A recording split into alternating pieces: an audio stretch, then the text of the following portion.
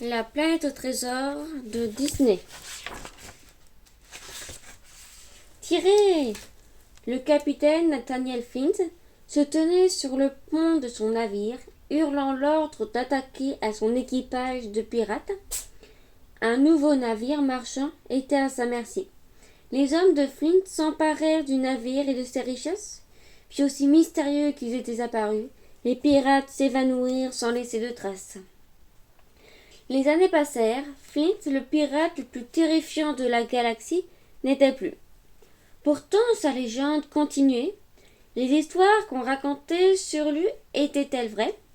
Avait-il réellement caché dans un endroit secret le trésor de 1000 univers? Un endroit appelé la planète au trésor?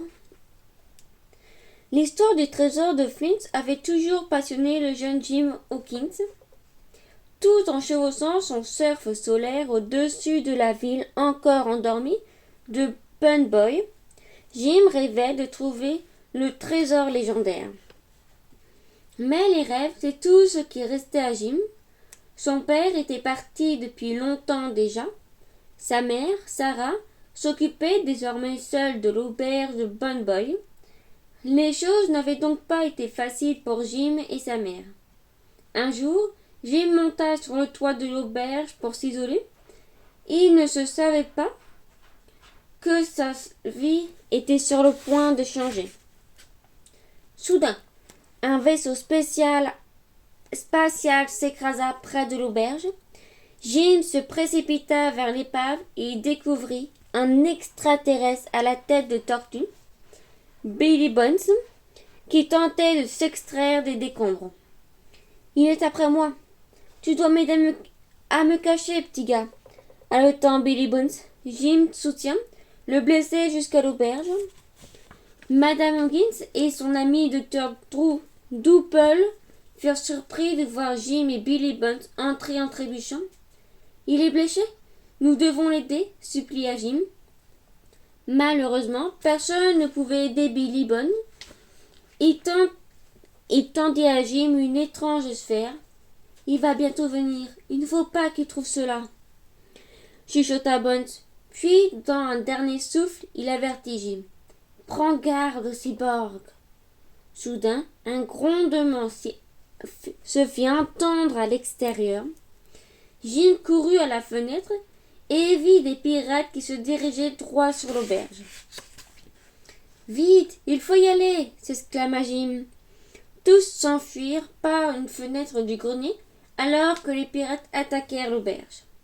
Pendant que Jim, sa mère et Doppler s'éloignaient dans le chariot du docteur, Sarah vit derrière elle avec horreur les pirates qui saccageaient l'auberge. Alors qu'ils atteignirent sains et saufs la maison du docteur, Jim parvint à ouvrir la sphère que Bones lui avait donnée. Des images de planètes et d'étoiles apparurent aussitôt. « Eh bien, on dirait qu'il s'agit d'une espèce de carte, » dit Dr. Whipple. « Mais ce n'était pas n'importe quelle carte, la planète au trésor, » cria Jim en reconnaissant la planète verte aux 2 anneaux. La carte indiquait le chemin pour atteindre la fameuse cachette de Flint et son trésor. Jim brûlait d'envie d'y aller. « Avec ce trésor, pourrions reconstruire l'auberge » dit Jim à sa mère inquiète. Doppler aida Jim à convaincre Sarah de le laisser partir. « J'utiliserai mes économies pour louer un navire et un équipage, » proposa le docteur. À contre-cœur, Madame Higgins accepta finalement que Jim parte avec le docteur à la recherche de la planète au trésor. Quelques jours après, Jim et le docteur embarquèrent à bord du vaisseau RLS Héritage, le navire qui devait les mener jusqu'à la planète au trésor. À bord, ils rencontrèrent l'intelligente et forte capitaine Amelia. Elle n'avait guère confiance dans l'équipage engagé par le docteur. Elle conseilla à Jim et à Doppler de ne pas mentionner la carte et enfermer donc la carte à clé dans ses quartiers. « Le jeune Higgins va travailler avec notre cuisinier, Monsieur Silver, » expliqua Amelia au docteur. Cette décision ne plaisait pas à Jim et les choses n'allaient pas s'améliorer. En arrivant à la cuisine, il aperçut la large figure du cuisinier debout devant ses fourneaux. Un cyborg, s'exclama Jim en s'apercevant que la moitié du corps du cuisinier était mécanique. John Silver lui tendit la main. Mais Jim se souvint de l'avertissement de Billy Bones et refusa de lui serrer la main. Jimbo, ne sois pas gêné par cette quincaillerie, rigola le cuisinier en agitant son bras mécanique. Silver présenta ensuite à Jim son joyeux petit compagnon, Morph. Une fois le bateau parti, Silver fit d'autres présentations. Dites bonjour à Monsieur Ballet et à Monsieur Saut, dit-il à Jim très contrarié. Au début, Jim n'était pas content de travailler avec Silver, mais au fil des jours, le cyborg apprit à Jim tout ce qu'il fallait savoir de la vie sur un bateau, de l'épluchage de pommes de terre à la technique des nœuds marins.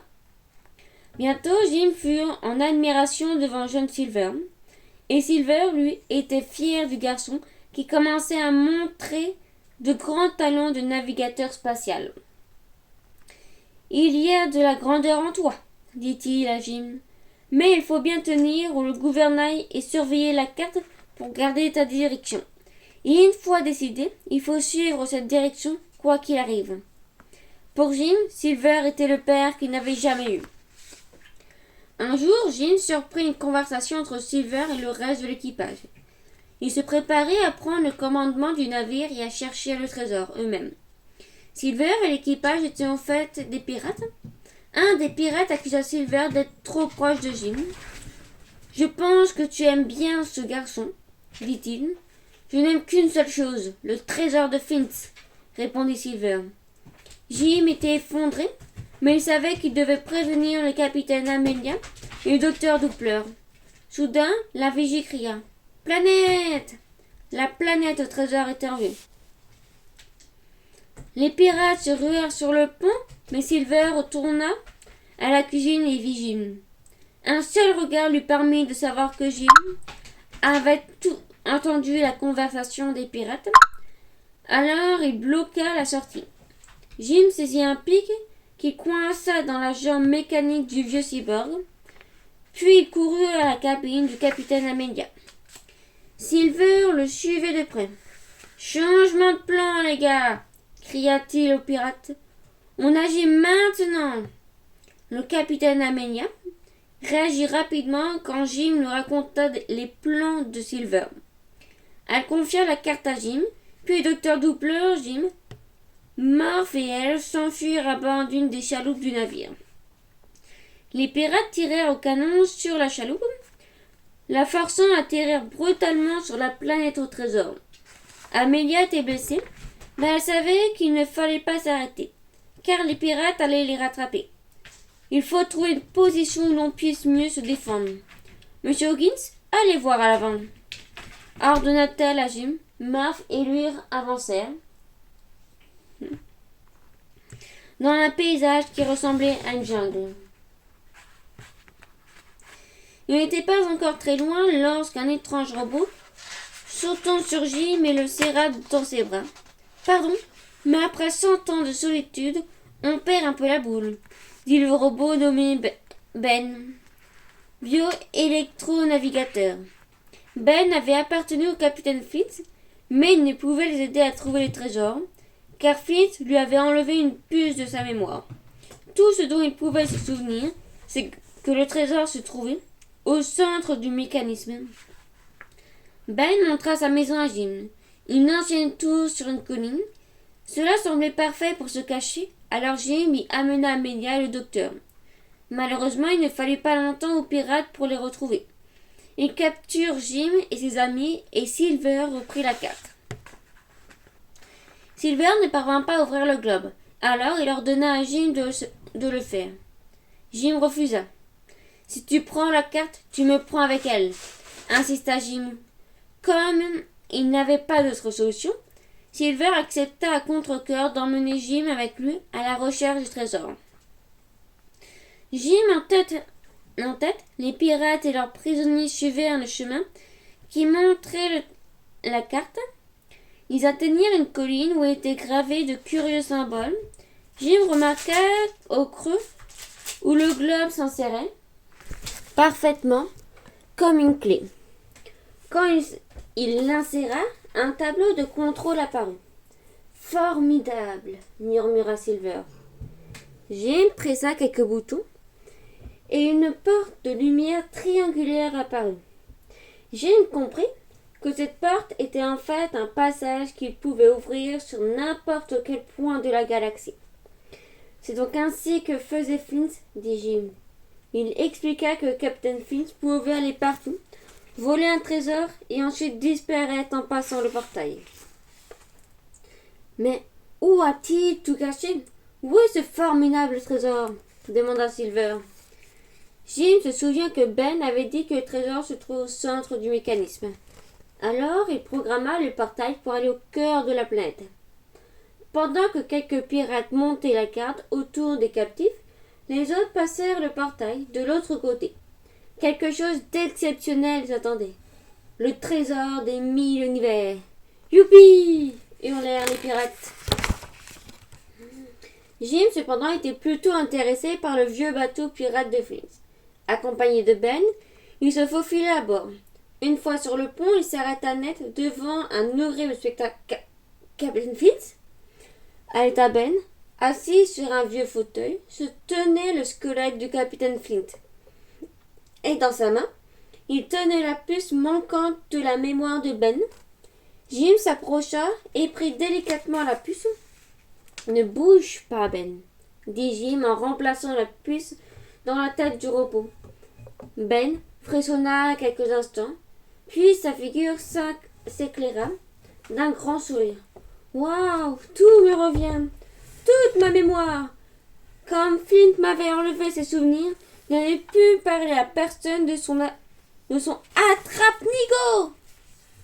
Soudain, la pièce de trésor tout entier se mit à trembler. Cours, Jim, cria Ben. La planète au trésor allait exploser et il leur fallait traverser le portail et quitter la planète au plus vite. Retourne aider le capitaine doubleur, dit Jim. Et Ben,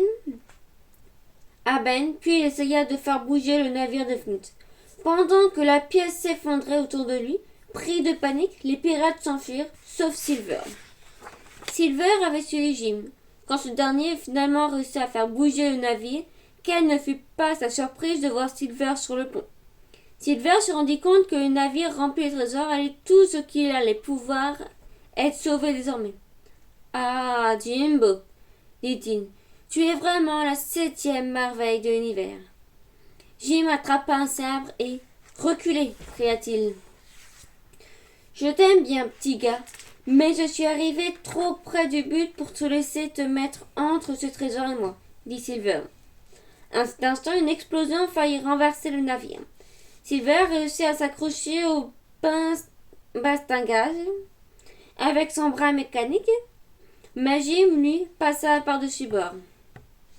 Le navire de Flint était attiré vers le noyau de la planète. Silver, campé sur ses deux jambes, essayait de retenir le navire. Soudain, un morse vola vers lui et lui montra Jim. Le jeune homme était accroché d'une seule main à une falaise surplombant une énorme crevasse. Silver devait prendre une décision. Il pouvait sauver soit le trésor, soit Jim. Sacre bleu! Ça, je dois être fou! S'exclama-t-il. Il tenait vraiment à Jim et ne pouvait pas le laisser dans cette situation. C'est ainsi que Silver abandonna le navire et saisit la main de Jim.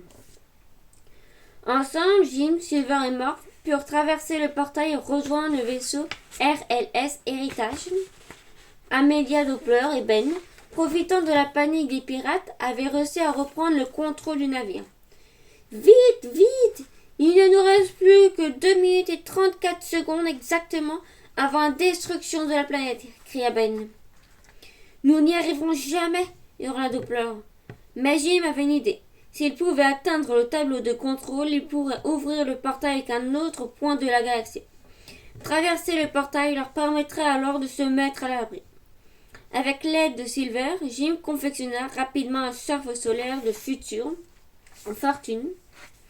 Jim surfa vers le panneau de contrôle en passant à travers la planète qui se désintégrait. Les autres manœuvrèrent le navire afin qu'il traverse le portail. À la dernière minute, Jim atteignit le tableau de contrôle et réussit à modifier la destination du portail.